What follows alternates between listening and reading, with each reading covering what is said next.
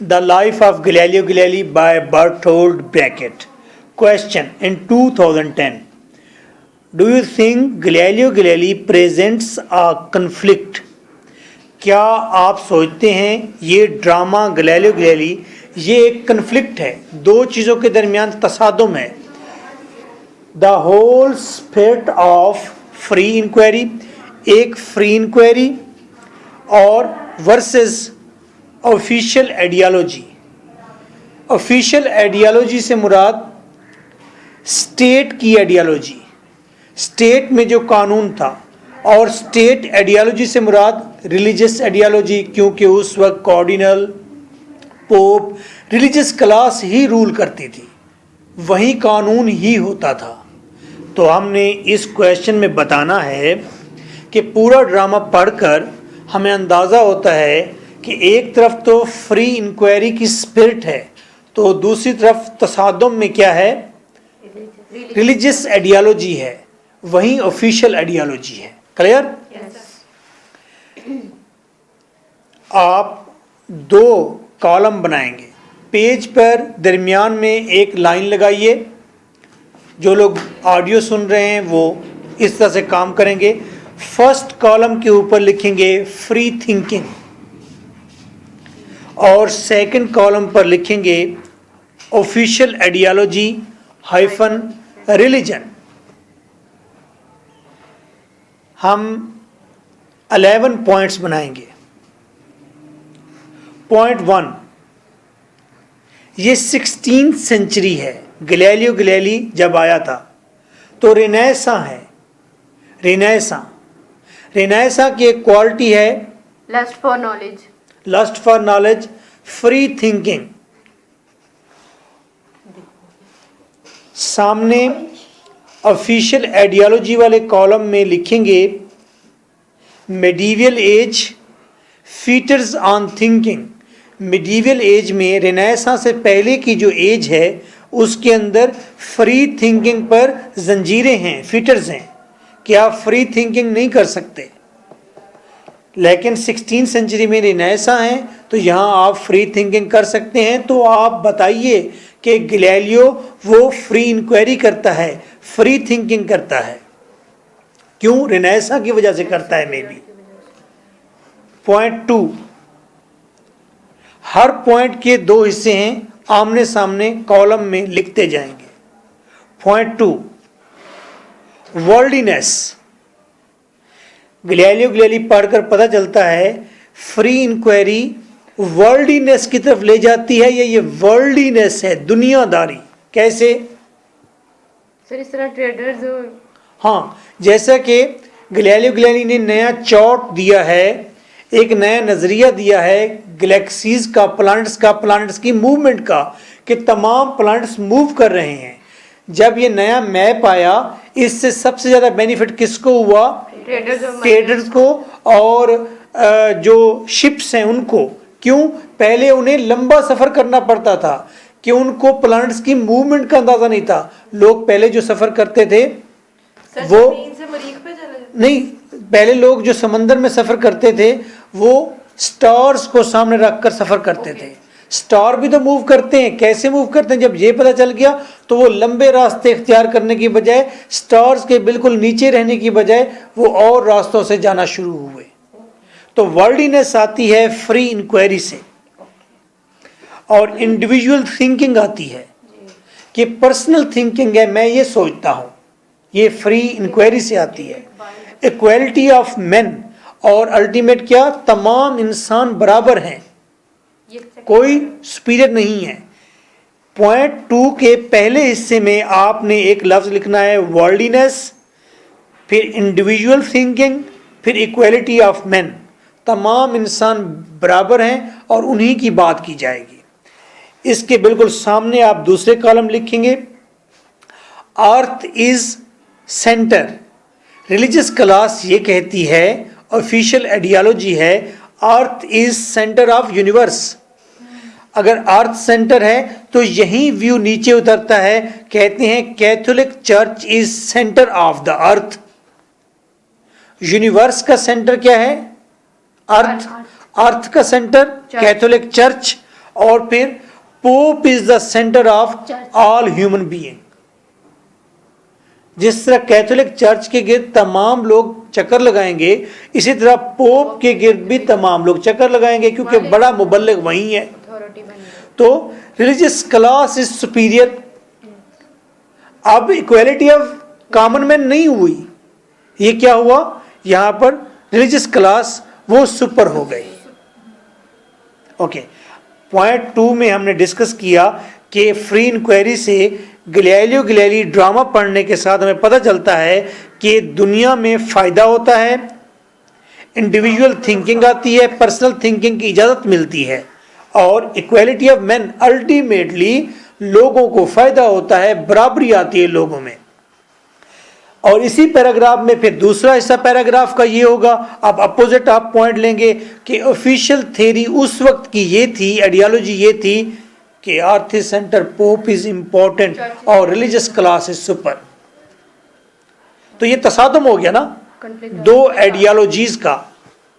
3 point 3 things are considered, पहले column में आपने लिखा जो फ्री थिंकिंग वाला कॉलम है, थिंग्स आर कंसीडर्ड, जी चीज़ों को कंसीडर किया जाता है। हाँ चीज़ें ये ऐसे ही है, ये स्टोन है। अच्छा सूरज नहीं, सूरज हरकत कर रहा होगा, ठीक कहते होंगे आप। हाँ थोड़ी सी गुंजाइश होती है, चीज़ें कंसीडर की जाती हैं। रूम फॉर चेंज, जगह होती है, गुंजाइश होती है तब्दीली की, चीज़ें कंसीडर करते हैं। जबकि ऑफिशियल आइडियोलॉजी में देखें, आइडियाज आर कांस्टेंट, जो आइडिया आ गया वो कांस्टेंट हो गया, फिक्स हो गया। 4.4 पैराग्राफ, इसको आप इनलार्ज खुद करेंगे। Science is for the benefit of all humans. अब हमने देखा गैलीलियो गैलीली ने जो काम किया उससे तमाम ह्यूमन बीइंग्स को बेनिफिट होगा। रिलीजियस या religion is beneficial for the religious class only. Christianity का फायदा सिर्फ क्रिश्चियनिटी को है, क्रिश्चियनिटी का फायदा सिर्फ क्रिश्चियन को है।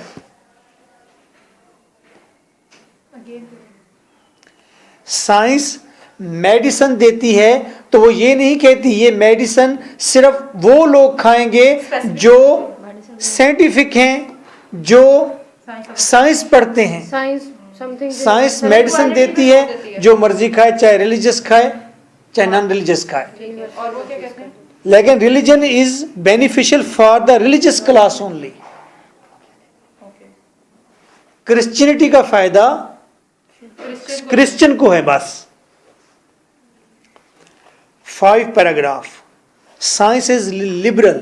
अब यहां पर हमें पता चला कि गैलीलियो गैलीली वो जो साइंटिफिक वर्क करता है वो वर्क लिबरल है। कैसे? आज़ादाना है, आज़ाद ख्याल है, उसमें कोई पॉइंट कोई आइडिया आ सकता है, जा सकता है। उसमें रिलीजन भी आ सकता है, रिलीजन के अंदर लिखी हुई कोई अहम बात है वो भी दाखिल हो सकती है और जा सकती है। जबकि अदर साइड ये पैराग्राफ का दूसरा हिस्सा, एंड्रिया सेड, इन्वर्टेड कॉमास में लिखेंगे we are so shut in, हम कंजर्वेटिव हैं, हम तो बिल्कुल इस स्फीयर के अंदर, इस दायरे के अंदर, इस जोन के अंदर, इस जमीन के अंदर बंद है। Shut in. अब इसको अब एक्सप्लेन खुद करेंगे पैराग्राफ को। Next 6th paragraph, Galileo said, एक ही बात कहूंगा, टोटल बात एक ही है 6th में, 2 कॉलम में नहीं लिखेंगे, एक ही दफा लिखेंगे इसे। Galileo said religious class made the human. अब गैलीलियो कहता है कि रिलीजियस क्लास ने इंसान को बनाया क्या? मोशनलेस, बेहिस्सो हरकत, आइडल, अफ्रेड, खौफजदा किया, और कंजर्वेटिव। गैलीलियो कहता है, वो कहता है कि रिलीजन ने लोगों को क्या किया, या रिलीजियस क्लास ने लोगों को क्या किया? उसने मोशनलेस किया, अफ्रेड किया, कंजर्वेटिव किया। बट ये बट वाला सेंटेंस आपने इन्वर्टेड कॉमास में, ये ओरिजिनल टेक्स्ट है, Okay. But we are breaking out of it, inverted commas close. ये गैलीलियो की कोट है, वो कहता है लेकिन हम इस दायरे को तोड़ने जा रहे हैं, अब लोग कुछ एक्सपेक्ट कर रहे हैं, समथिंग न्यू। समथिंग न्यू अब आने वाली है, हम इसे तोड़ देंगे इस दायरे को। 7 पैराग्राफ में आप लिखेंगे doubt is something positive and progressive. Doubt, शक, ये साइंटिफिक लाइफ में गैलीली में दिखाया गया है कि डाउट समथिंग पॉजिटिव है, अच्छी बात है, और इसी से प्रोग्रेस आती है।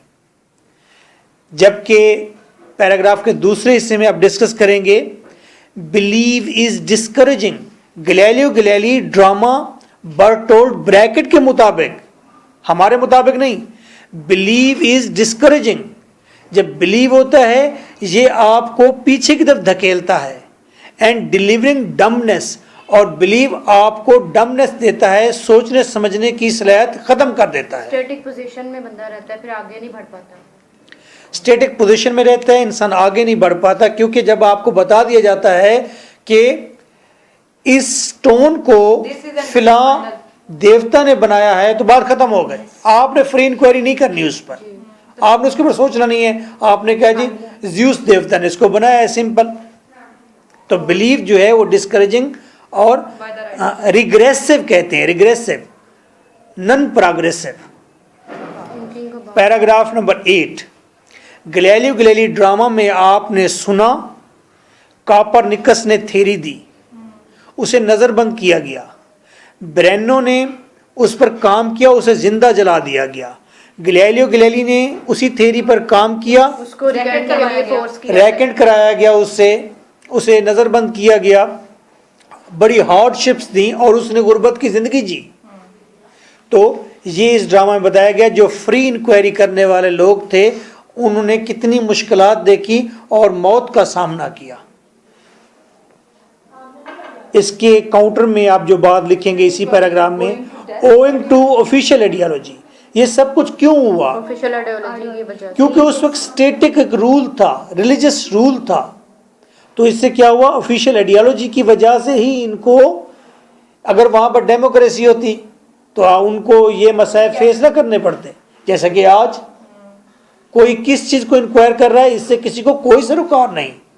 आपकी पंजाब यूनिवर्सिटी में क्या तजर्बा हो रहा है, किसी रिलीजियस पर्सन को कोई सरोकार नहीं, अब वो क्यों इसकी परेशानी ले।